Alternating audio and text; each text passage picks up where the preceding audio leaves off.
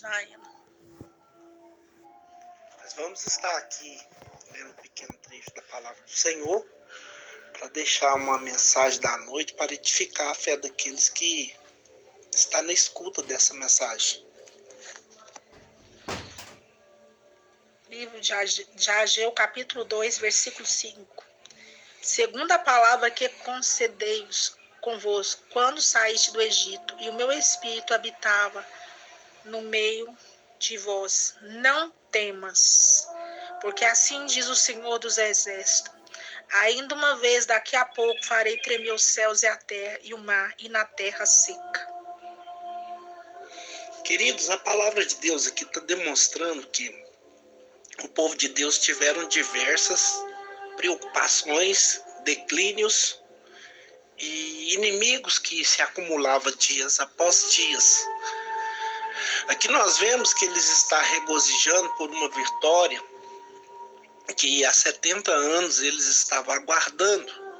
Antes dos 70 anos acontecer, Israel estava sendo avisado, né, que o povo estava fazendo algo que estava entristecendo o coração de Deus, tipo idolatrando, tipo prostituindo, tipo falando coisas que Deus não tinha falado, passando revelação falsas, passando mensagens enganosas.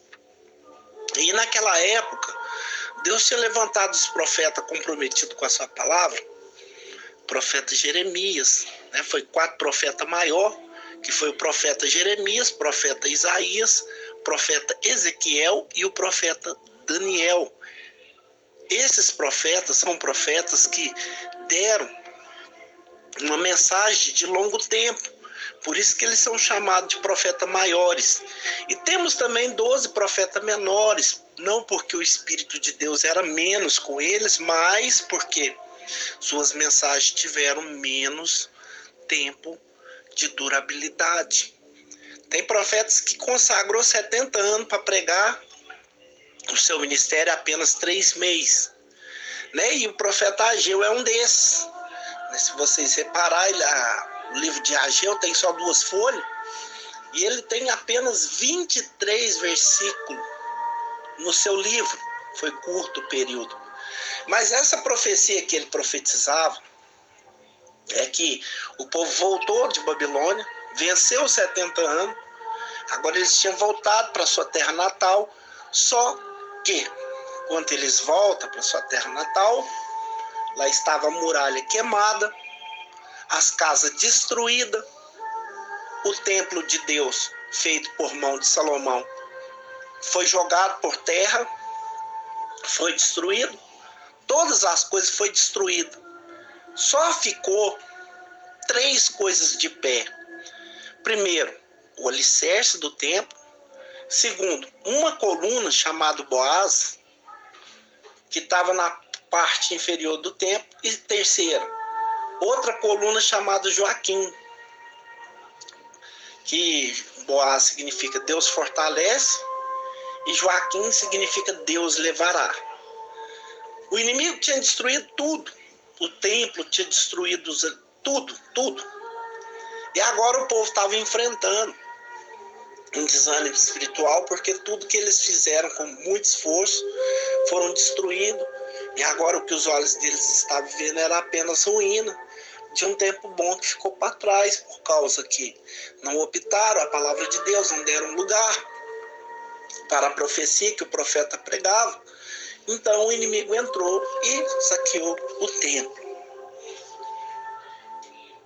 Mas o que nós podemos denotar nisso?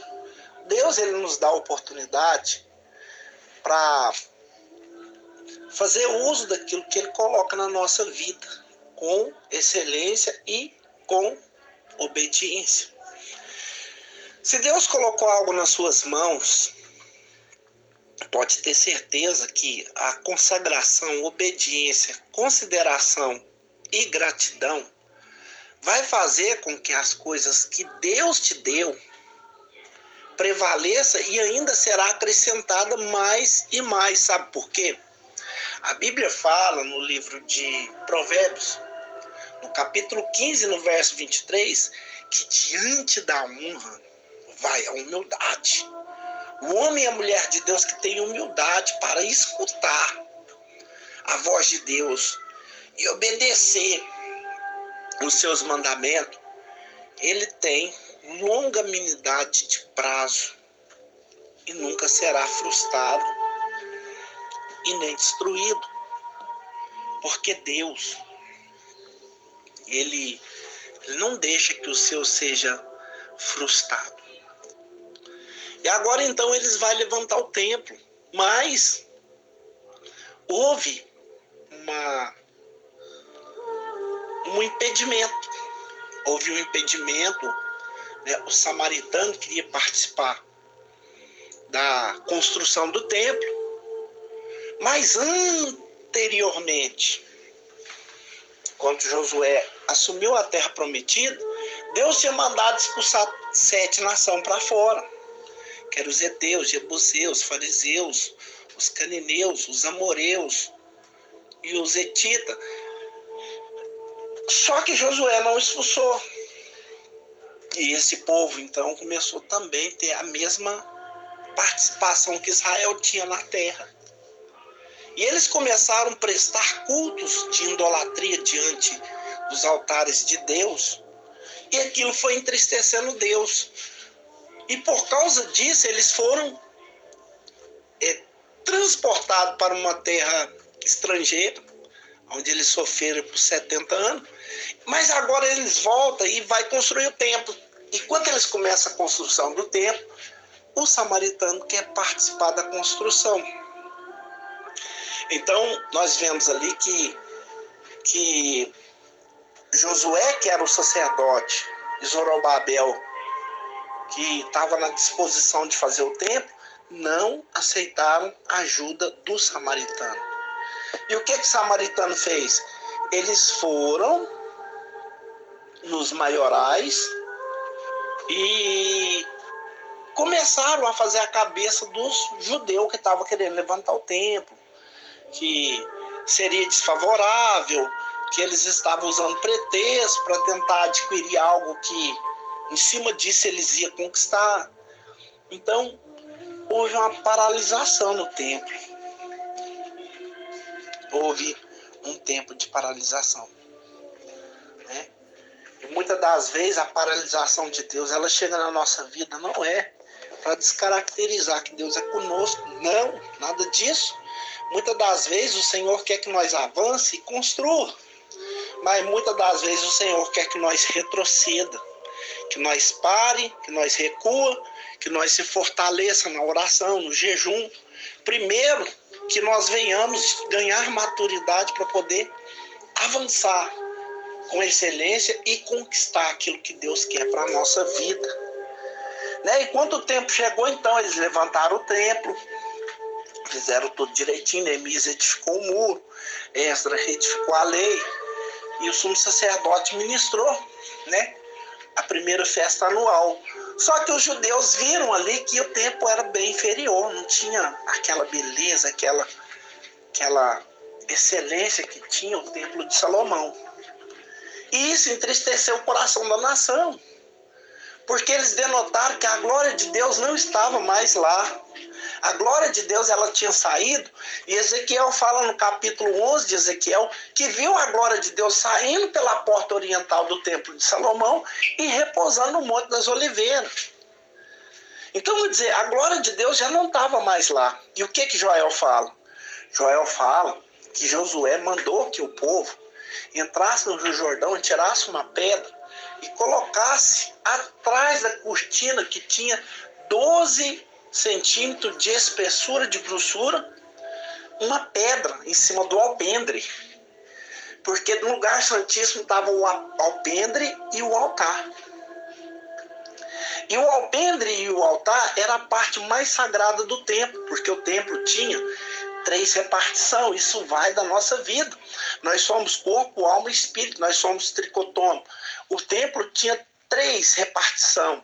Ele tinha um santo, ele tinha o santo do santo e ele tinha um santíssimo lugar. E dentro do santíssimo lugar estava o alpendre, onde ficava a arca da aliança, onde ficava o altar do sacrifício e aonde também ficava a porta do átrio, que todo sacrifício que era apresentado nas festas anuais, os sacerdotes molhavam uma planta chamada esôfago no sangue do cordeiro e extirpavam na porta do átrio sagrado, de sorte que os judeus, com roupas festivas, prontas e preparados para receber, né, a purificação da sua oferta, do seu sacrifício, eles pulavam na frente aquelas gotículas de sangue para levar a purificação para suas casas. Só que agora, na ausência da arca, eles se entristeceram.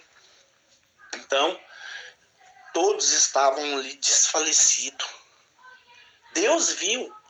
O homem aparentemente estava vendo que todos estavam felizes, festejando, estava tudo bacana, estava tudo legal.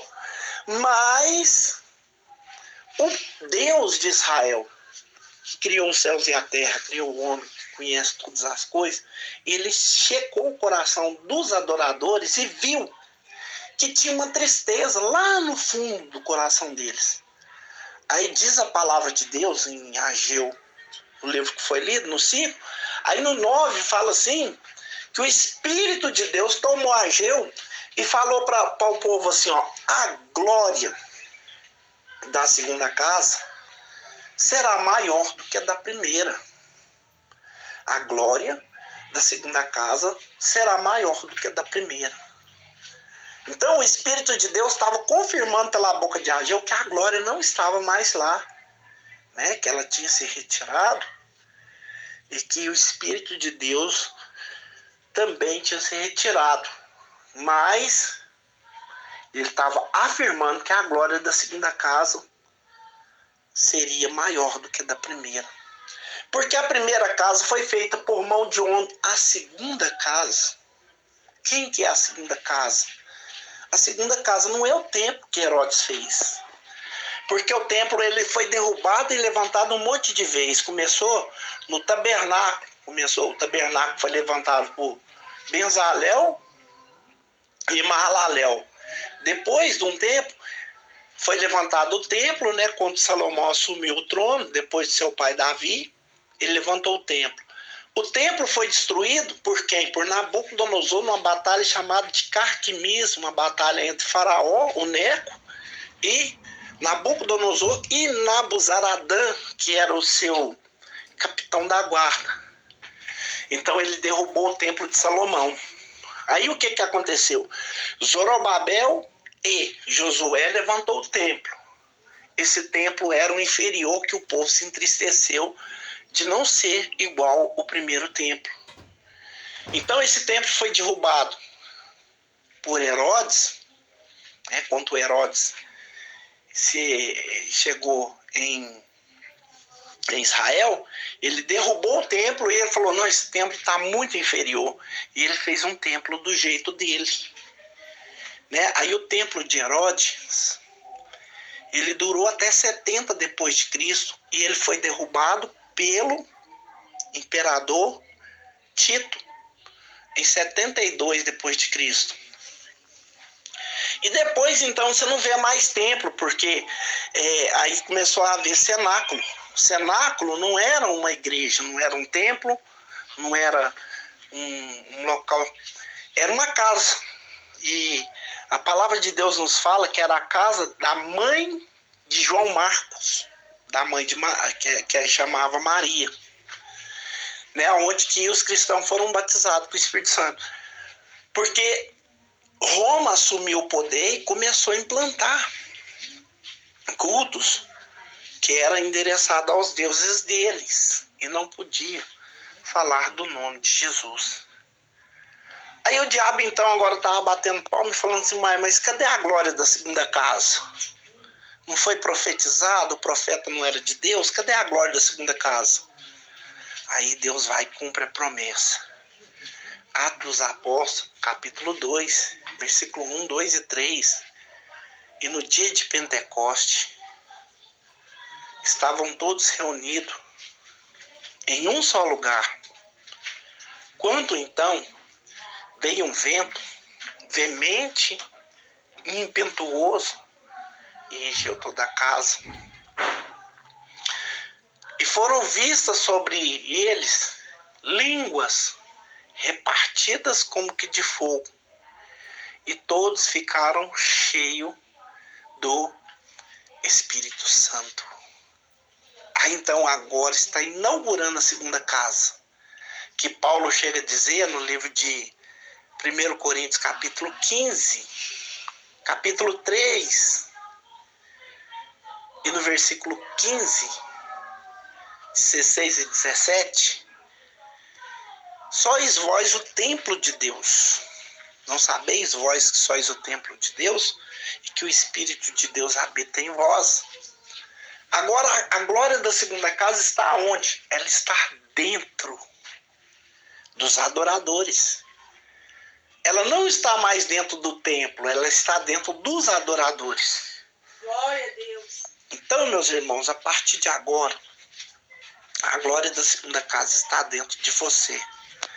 Ela está dentro de mim, ela está dentro de nós, e nós não podemos perder essa essência, essa glória, essa magnitude da parte do Senhor, da parte dos céus. Valorize isso aí, porque não é qualquer pessoa que pode ter a glória da segunda casa, chamada Espírito Santo de Deus. Amém?